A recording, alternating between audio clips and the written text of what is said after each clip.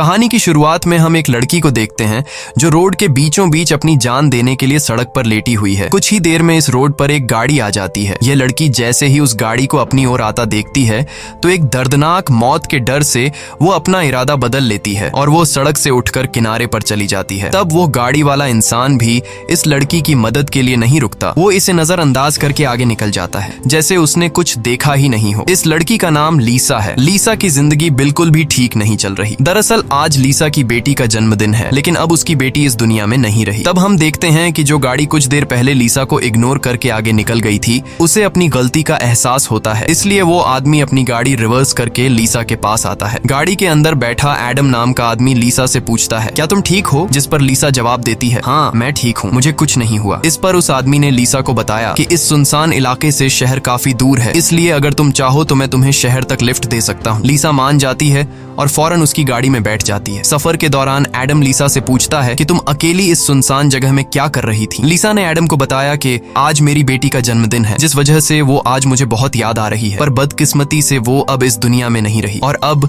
मैं बिल्कुल अकेली हूँ। कोई भी ऐसा नहीं है इस दुनिया में जिससे मैं अपना कह सकूं। लीसा की ये बात सुनकर एडम कहता है, अच्छा इस वजह से तुम रास्ते के बीचों बीच मरने के लिए लेटी हुई थी? जवाब में लीसा ने कहा, मैं मरना नहीं चाहती, बस एक बार किसी तरह से अपनी बेटी से मिलना चाहती हूँ। तभी लीसा कार का रेडियो ऑन कर लेती है। रेडियो पर एक न्यूज चल रही होती है। रिपोर्टर बताता है कि जंगल में एक सीरियल किलर घूम रहा है और आज सुबह इस किलर ने 2 और लड़कियों को मार दिया है। पुलिस के पास उस किलर की तस्वीर तो नहीं है, लेकिन उन्हें इसके बारे में ये जानकारी मिली है कि कातिल एक गोरे रंग का आदमी है जिसके पास ब्राउन कलर की गाड़ी है और उसके दाहिने हाथ पर एक क्रॉस का निशान है। ये खबर सुनकर लीसा के पैरों तले जमीन खिसक जाती है, क्योंकि रिपोर्टर रेडियो पर जिस कातिल का हुलिया बता रहा था वो कोई और नहीं बल्कि एडम ही था। उसके हाथ में क्रॉस का निशान देखकर लीसा बहुत ज्यादा डर जाती है। इससे पहले कि लीसा खुद को बचाने के लिए कुछ कर पाती, तभी एडम अचानक जोर से कार का ब्रेक लगाता है, जिससे लीसा का सर तेजी से कार की डैशबोर्ड से जा टकराया और लीसा बेहोश हो गई। कुछ देर बाद जब लीसा की आंखें खुलीं, तब उसने खुद को एक अजीब से बंकर में कैद पाया जो चारों ओर से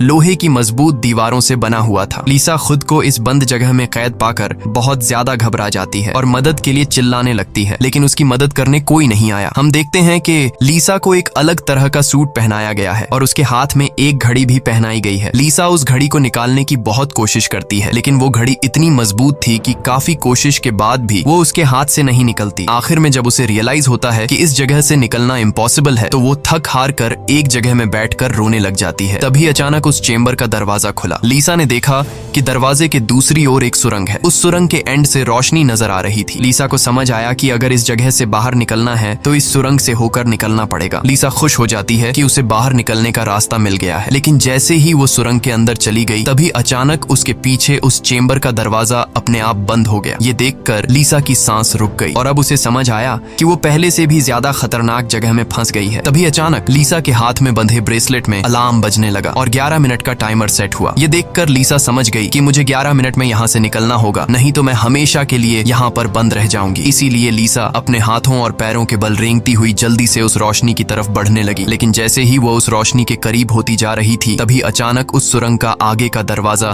धीरे धीरे बंद होने लगा। ये देखकर लीसा और तेजी से आगे बढ़ने लगी, लेकिन जब वो उस दरवाजे के पास पहुंची तो वो दरवाजा पूरी तरह से बंद हो चुका था। लीसा को कुछ समझ नहीं आ रहा था कि अब यहाँ से कैसे निकला जाए। वो चीख चीख कर रोने लगी। तभी उसकी नजर उस दरवाजे के बगल से जा रही एक दूसरी सुरंग पर पड़ी, लेकिन वो रास्ता बहुत ज्यादा तंग था। लीसा को अब कोई और दूसरा रास्ता नजर नहीं आ रहा था, इसलिए लीसा हिम्मत करके किसी तरह सुरंग के अंदर चली गई और काफी मुश्किलों के बाद वह उस रास्ते को पार कर लेती है और आगे बढ़ते हुए एक ऐसी जगह पर पहुंच जाती है जहां एक प्लेटफॉर्म की तरह 2 रास्ते बने हुए थे। एक रास्ता ऊपर से जा रहा था और दूसरा रास्ता नीचे से। लीसा को कुछ समझ नहीं आया और वह ऊपर के रास्ते को चुनती हुई घुटनों के बल आगे बढ़ने लगी, लेकिन थोड़ा आगे जाते ही नीचे का फ्लोर ऊपर उठने लगा। अगर वक्त रहते लीसा वहां से नहीं निकल पाई तो नीचे का रास्ता उसे ऊपर चिपका कर मार देगा। लीसा डर के मारे तेजी से आगे बढ़ने लगी। वो उस जगह के बीच बस पिसने ही वाली थी कि तभी इस सुरंग के एंड तक उसका हाथ पहुंच जाता है और जैसे ही वो रास्ता पूरी तरह से बंद होने वाला था, लीसा अपनी जान बचाकर वहां से निकलने में कामयाब हो जाती है। खुद को कुचलने से बचाकर वो एक सुकून की सांस लेती है, लेकिन उसे पता नहीं था कि अब उसके लिए मुश्किलें और भी बढ़ने वाली हैं, क्योंकि आगे का रास्ता और भी ज्यादा खतरनाक है। तभी उसके घड़ी में अलार्म बज उठा। ये अलार्म बता रहा था कि आधा समय बीत चुका है और अब उसके पास सिर्फ 5 मिनट बाकी है। इसीलिए वो अब फिर से आगे बढ़ने लगी। जहाँ उसे थोड़ी दूर दूर जाते ही रास्ते में कोई इंसान लेटा हुआ दिखाई दिया। लीसा जब उसके करीब आई तो उसने देखा कि वो कोई जिंदा इंसान नहीं बल्कि एक जली हुई डेड बॉडी है जिसकी हालत बहुत खराब है। उस लाश के हाथ पर भी वैसी ही घड़ी बंधी हुई थी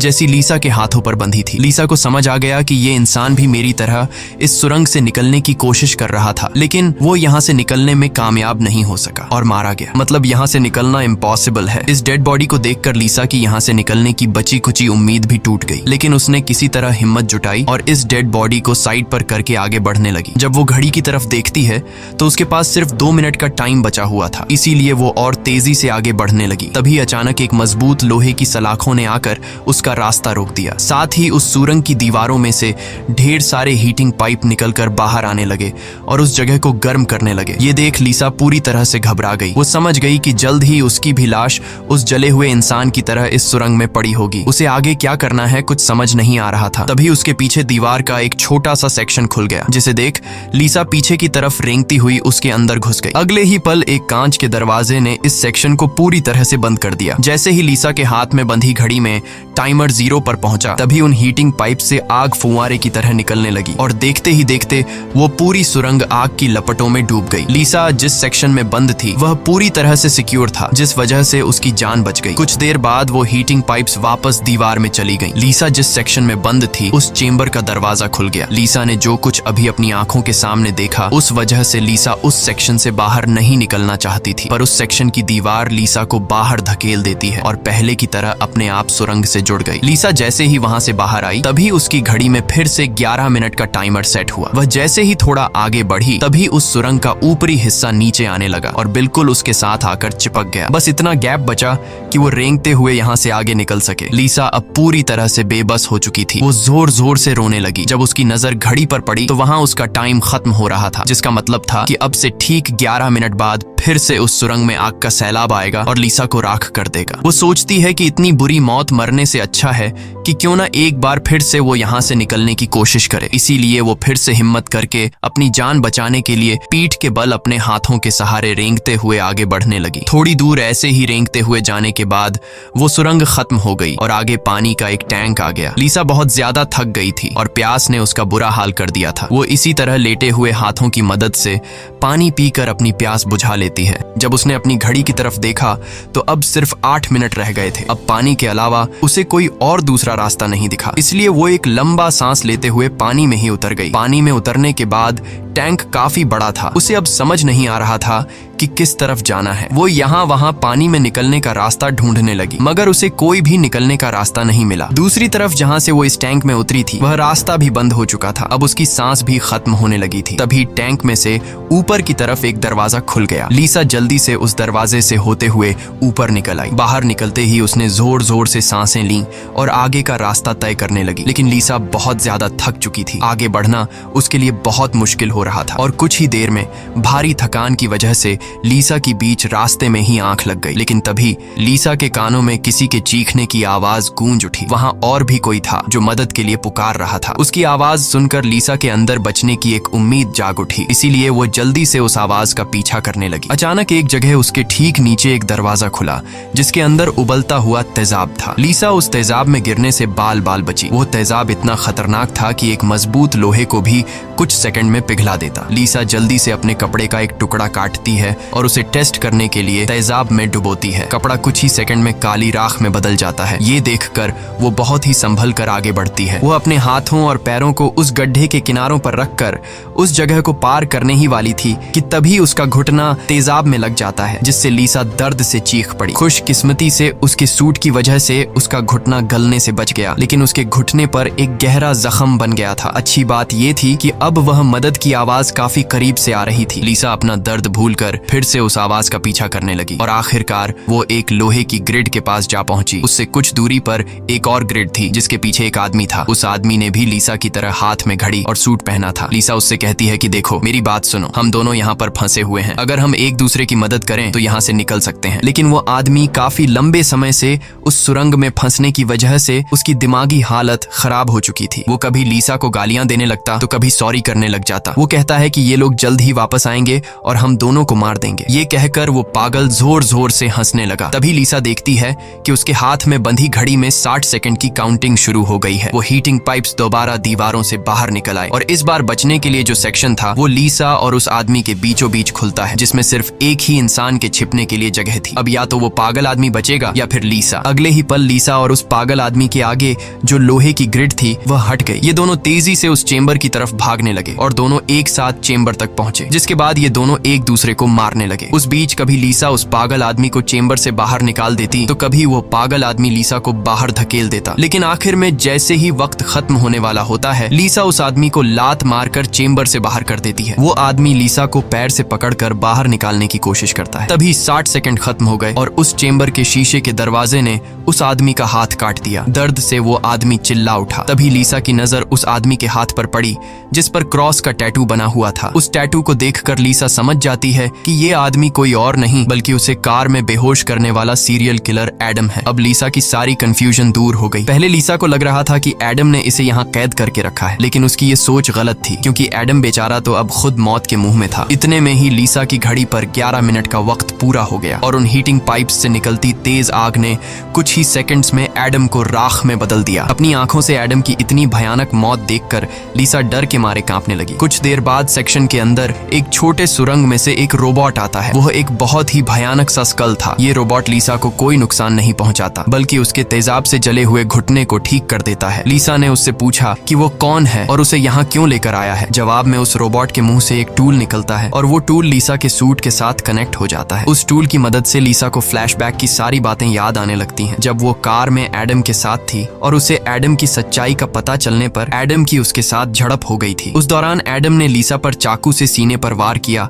और कार से बाहर फेंक दिया था। उसी पल लीसा को आसमान से उसकी ओर आती एक सफेद रोशनी दिखाई दी थी, जिसके बाद लीसा वापस प्रेजेंट में आती है। लीसा को अब एक बात समझ आ जाती है कि उन एलियंस ने ही दरिंदे एडम से उसकी जान बचाई थी और उसे यहाँ लाए थे, लेकिन वो उसे यहाँ क्यों लाए थे ये बताए बिना ही वो रोबोट वहां से निकल गया। लीसा ये भी समझ जाती है कि ये लोग जो भी हैं वे उसे मारना नहीं चाहते, बस उसे इस गेम को पार करना होगा, तभी वो यहाँ से निकल पाएगी। लीसा अब आगे का रास्ता तय करने उस चेंबर से बाहर आ गई। एडम का कटा हुआ हाथ भी वहां पर पड़ा हुआ था। उसी समय लीसा को उस कटे हाथ पर टाइमर के नीचे कुछ सिंबल्स दिखाई दिए। लीसा उन सिंबल्स का मतलब समझने की कोशिश कर ही रही थी कि तभी एक घूमता हुआ पंखा उसकी ओर आने लगा। उसे देख लीसा अपनी जान बचाने के लिए पीछे हटने लगी और उससे बाल बाल बचती हुई एक छेद से ऊपर की सुरंग में चली गई। तभी अचानक उसे सुरंग के ऊपर से किसी के चलने की आवाज सुनाई दी। वो आवाज एक जगह पर जाकर रुक गई। उस जगह पर सुरंग का ढक्कन खुला और उसमें से एक भयानक सा क्रीचर उतरा, जो देखने में तो इंसान था लेकिन जानवरों की तरह घुरा रहा था। उसका शरीर पूरी तरह से जल चुका था और उसकी आंखें सफेद पत्थर की तरह चमकदार थीं। तभी लीसा की नजर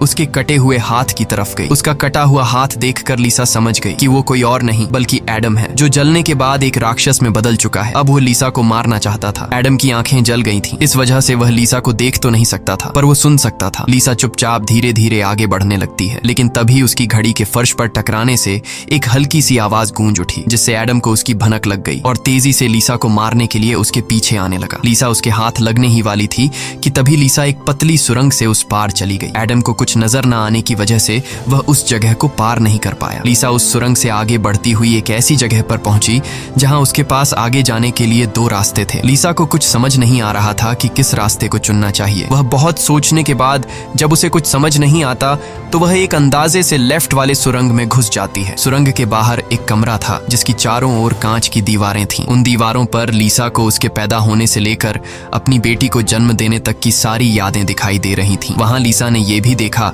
कि किस तरह उसकी लापरवाही की वजह से उसकी बेटी की जान चली गई। लीसा अपनी बेटी को याद करके बहुत रोने लगती है। तभी उसने देखा कि ऊपर छत से एडम फिर से उसके पीछे आ रहा है, लेकिन लीसा उससे अपनी जान छुड़ाकर एक दूसरे सुरंग में पहुंच जाती है, जहां उसने कुछ ऐसा देखा जिससे उसकी खुशी का ठिकाना नहीं रहा। उसने देखा कि उस सुरंग के खत्म होने पर बाहर नीला आसमान चमक रहा है। अपनी आजादी को इतने करीब से देखकर लीसा में दोबारा हिम्मत आ गई, लेकिन उस सुरंग को पार करने के लिए उसे एक कंटीले रास्ते से होकर गुजरना पड़ेगा। अब सिर्फ 60 सेकंड का टाइम बचा हुआ था। अगले ही पल हीटिंग पाइप्स भी दीवार से बाहर निकल आए, जो 60 सेकंड्स खत्म होते ही उस जगह को आग से भरने वाले थे। लीसा बिना टाइम जाया किए इन कांटेदार तारों के नीचे से जाने लगी, जिससे वो कांटेदार तार उसकी बॉडी में घुसकर लीसा की पीठ बुरी तरह से काट देते हैं। लीसा बहुत ज्यादा तकलीफ में होती है और उसके पीठ से बहुत ज्यादा खून निकलने लगता है, लेकिन लीसा खुद की परवाह किए बिना धीरे धीरे आसमान की तरफ बढ़ने लगी। तभी पीछे सुरंग में चेंबर खुला, जिसमें एडम झट से जाकर छिप गया। अब कुछ ही देर में आग का सैलाब आने वाला था। खून से लथपथ लीसा बाहर निकलने की कोशिश में थी, लेकिन बहुत ज्यादा खून बहने की वजह से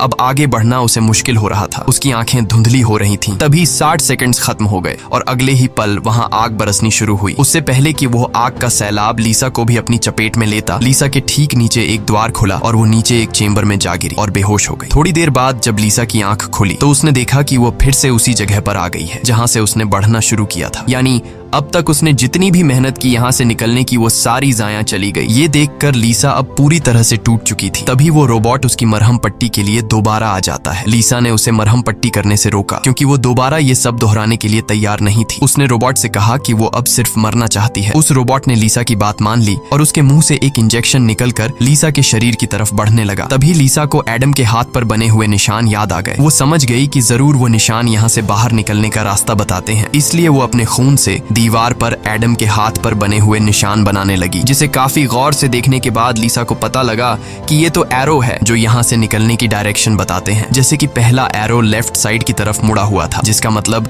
रास्ते में आने वाली पहली 2 सुरंगों में से उसे लेफ्ट साइड वाली सुरंग के अंदर जाना चाहिए। दूसरे नंबर का एरो राइट साइड की ओर मुड़ा हुआ था, यानी पहली सुरंग को पार करने के बाद जब फिर से एक साथ 2 सुरंगें आएंगी तब राइट साइड वाली सुरंग के अंदर जाना चाहिए। उसे लगा कि जरूर मेरे हाथ की घड़ी के नीचे भी इसी तरह के सिंबल्स बने होंगे जो यहाँ से बाहर निकलने की डायरेक्शन बताते हैं। ये समझते ही लीसा ने उस रोबोट से उसके जख्मों को ठीक करने को कहा। जख्मों की मरहम पट्टी होते ही वो एक नई उम्मीद के साथ फिर से इन टनल्स में निकल पड़ी। लीसा पहले भी इन सुरंगों से गुजर चुकी थी, इसलिए वह बड़ी आसानी से उन सुरंगों को पार करते हुए आगे बढ़ने लगी और उस तेजाब से भरे गड्ढे के पास जाकर रुक गई। वहां उसने अपनी घड़ी को तेजाब में जलाकर उसे अपनी कलाई से अलग किया। उसकी कलाई पर भी ठीक वैसे ही सिंबल्स थे जैसे एडम के हाथ पर थे, बस उनमें थोड़ी बहुत चेंजिंग थी। लीसा उस जली हुई घड़ी को अपने हाथों में लिए हुए आगे बढ़ने लगी और उस जगह पर पहुंच गई जहां उसने पहली बार इन 2 टनल्स में से लिफ्ट वाले टनल को चुना था, लेकिन सिंबल्स के मुताबिक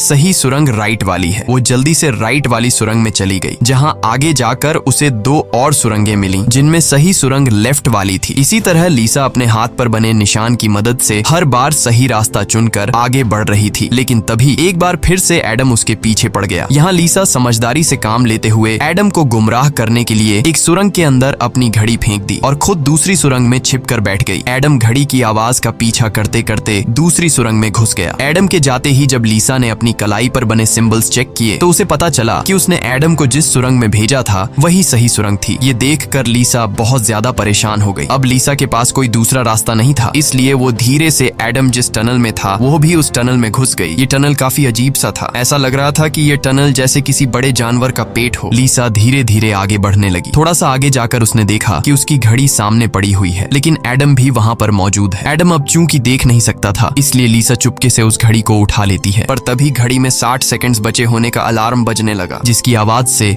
एडम को लीसा की भनक लग गई। वह दोबारा लीसा का पीछा करने लगा। उससे बचने के लिए लीसा जिस रास्ते से आई थी उसी रास्ते से वापस भागने लगी। उस वक्त लीसा की घड़ी में 60 सेकंड्स का काउंटिंग शुरू हो चुका था और सुरंग से हीटिंग पाइप्स भी निकल आए थे। साथ ही सुरंग में बचाव चेंबर भी खुल चुका था। लीसा जल्दी से उस चेंबर में जाकर छिप गई। एडम भी वहां तक पहुंच जाता है, लेकिन अब काफी देर हो चुकी थी क्योंकि उस चेंबर को शीशे के दरवाजे ने बंद कर दिया था। यहाँ लीसा एडम को चिढ़ाने के लिए उसे मिडिल फिंगर दिखाती है, पर बदकिस्मती से इस बार आग बरसाने वाले हीटिंग ट्यूब्स आग बरसाए बिना ही अंदर चले गए, जिसके बाद चेंबर का दरवाजा भी खुल गया और अगले ही पल एडम लीसा पर टूट पड़ा। लीसा भी खुद को बचाने के लिए एडम से लड़ पड़ी और उस शैतान के सर को अपने पैरों से दबाने लगी। पीछे से चेंबर की दीवार भी लीसा को आगे की तरफ धकेलने लगा, जिससे उस शैतान एडम का सर कुचल गया और फाइनली लीसा को एडम से छुटकारा मिल गया। लीसा अब अपने रास्ते पर आगे बढ़ने लगी, जहां आगे चलकर उसे वापस 2 रास्ते मिले। उसकी कलाई पर बने सिंबल्स के मुताबिक उसे राइट वाले सुरंग से जाना था और ये उस भूल भुलैया की आखिरी सुरंग थी। लेकिन तभी लेफ्ट वाली सुरंग से एक लड़की बाहर निकल आई। उसे देख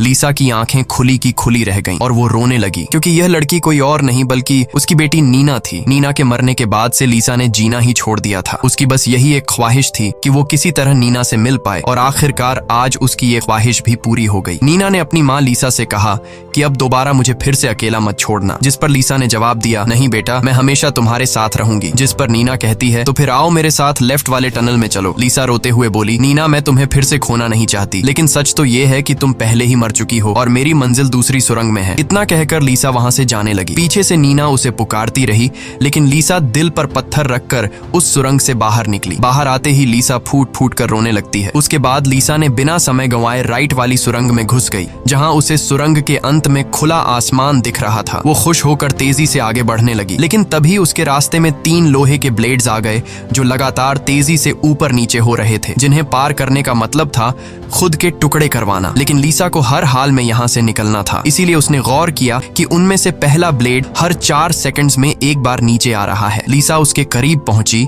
और जैसे ही वो ब्लेड ऊपर गया तो 4 सेकंड्स पूरे होने से पहले झट से उस पार चली गई। उसके बाद वो दूसरे ब्लेड के पास पहुंच जाती है। इसी तरह दूसरा ब्लेड हर 3 सेकंड्स में नीचे आ रहा था। लीसा ने हिम्मत दिखाते हुए उसे भी पार कर लिया, लेकिन लास्ट वाला ब्लेड सिर्फ 2 सेकंड्स में नीचे आ रहा था, जिसे पार करना लीसा के लिए बहुत ही मुश्किल था। पर आजादी की चाहत में लीसा ने उसे भी पार तो कर दिया, लेकिन बदकिस्मती से उसका पैर ब्लेड के बीच आकर कट गया। लीसा का दर्द से बुरा हाल हो गया था, लेकिन लीसा अपने पैर की परवाह किए बिना सुरंग के एंड तक पहुंच जाती है, जहां उसे खुला आसमान नजर आ रहा था। लेकिन जैसे ही उसने अपना हाथ सुरंग से बाहर निकालने के लिए आगे बढ़ाया, उसका हाथ सामने लगाए स्क्रीन पर जा लगा, जहां खुले आसमान का वीडियो चल रहा था। ये देखकर लीसा बहुत ज्यादा मायूस हुई। उसने कहा, मैंने वो सब कुछ किया जो मुझे करने को कहा गया था। उसके बाद वो पागलों की तरह हंसने लगी। तभी सुरंग से हीटिंग पाइप्स निकल आए, क्योंकि अब कुछ देर बाद 11 मिनट का टाइम खत्म होने वाला था। लीसा अब सुकून से मौत का इंतजार करने लगी, लेकिन इस बार वो हीटिंग पाइप्स उसे जलाए बिना ही वापस सुरंग में चली गई। तभी अचानक सुरंग का ऊपर का हिस्सा खुल गया और एक तेज रोशनी लीसा पर पड़ी। लीसा का शरीर अपने आप हवा में उठने लगा